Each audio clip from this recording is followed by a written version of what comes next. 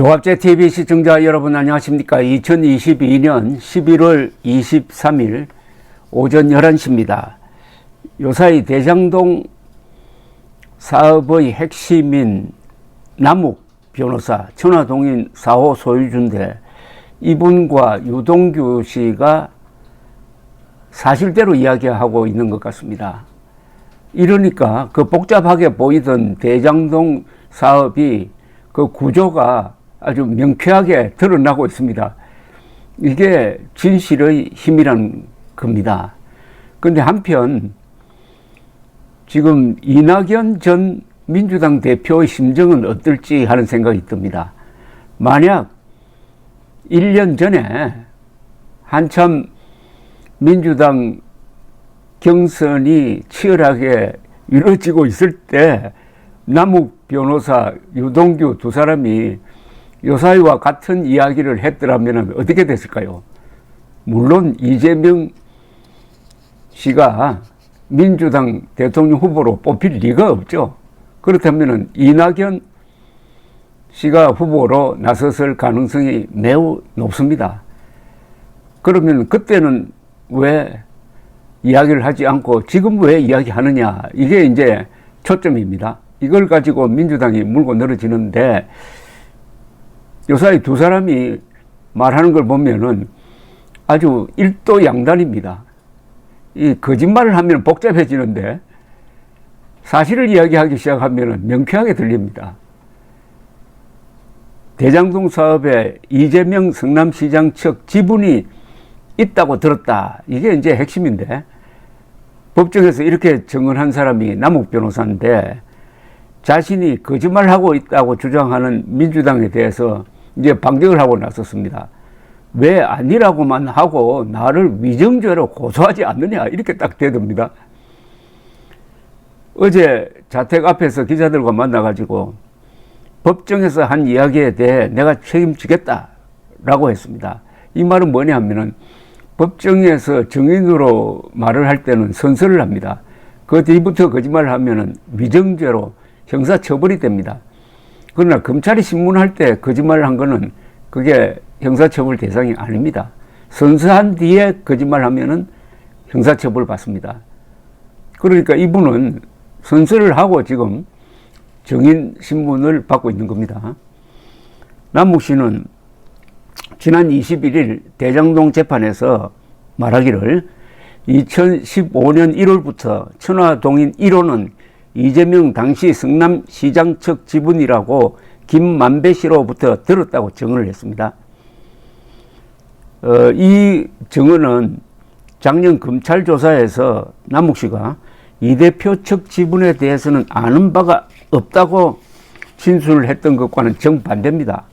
그 이유에 대해서 남욱 씨는 이렇게 설명을 합니다. 1년 전에는 이재명 대표가 지지율 1등인 대선 후보였다. 더군다나 나는 그쪽에 대선 정치 자금까지 준 상황이어서 말을 할 수 없었다고 했습니다. 상당히 솔직합니다.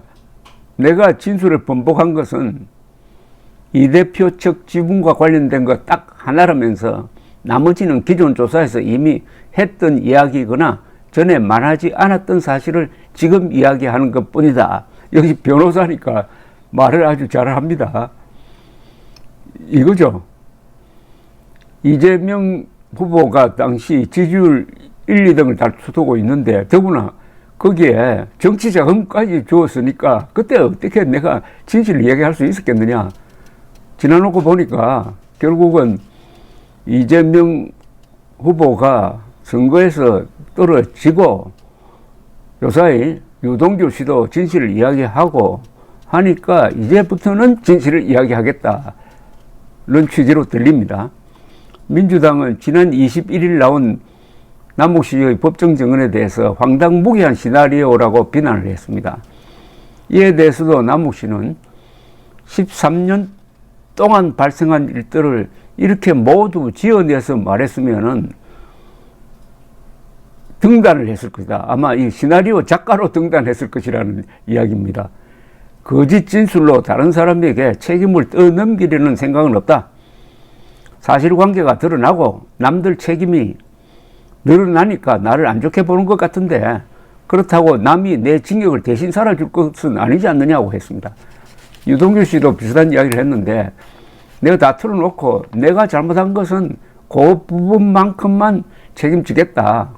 남이 잘못한 거, 이 남이랑 속에는 아마 이재명도 들어있을 겁니다. 남이 잘못한 것까지 내가 떠안고 갈 수가 없다. 이런 이야기입니다.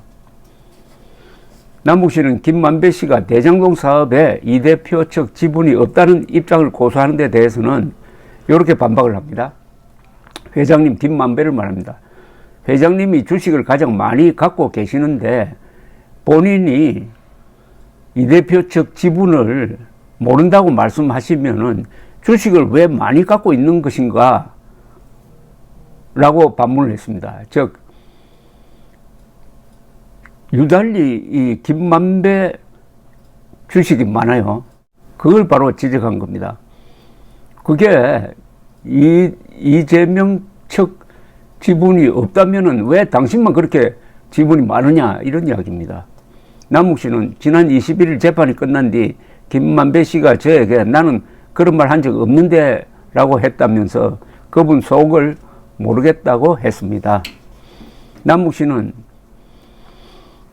이 전체 구조를 이렇게 설명을 합니다.